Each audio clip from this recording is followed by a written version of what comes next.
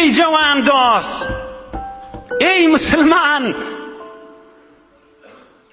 kafirler özlerinin ulamalarına genişiptirler.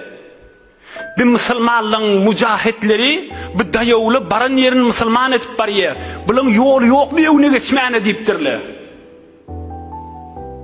Mesihî alimler ne deyiptir kafirliğin bilimlileri? Bir yolu var deyiptir. Müslümanlar dehret kılar deyiptir. Olar verin. Müslümanlar dehret kılyan millettir deyiptir. Şol kafir alim adam. Ol akarsuva ya şu derya olsa akarsu olsa vaqt şonu dehret kılmana baryannerle deyiptir. Şol ertiş, şol Müslüman leşker dehret kılmana baryanner deyiptir. Şonna dehret kılyan vaqtlarına özlüğünün qıydılığını ve zinaralığını yalangats suğun içinde oynaştırın deyiptir. Qıydılığını ve zinaralığını tapşırın, şu suğa varıp yalangats oynaştırla deyiptir. Mesela haberleri yokmuştuk. Oğlum şol Müslüman tervazla, Müslüman ertişleki cihad etmeyene bariyale, eğer şol qıydları, zinarları gözleşip ya gülüşüp de güymeni asala, onun mutmain olun tarafı basyanısız deyiptir. Ama eğer onu dağda güymenmeyeni, kudreti imanlarına dayanıp da görmeyen yanak bolup, güya şehvetlerde yok yanak bolup da imanlarına yapışıp da dehretleri bilen boluverse, onun gününde ağla verin deyiptir.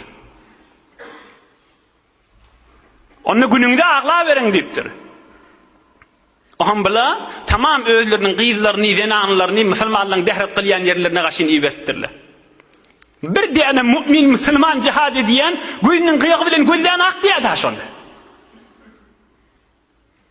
Gözünün kıyağı bilen gözden ak diye da şonda. Ondan şurayım barıp İspanya'nın anırtına kaşın dini İslam eltmendirli mi?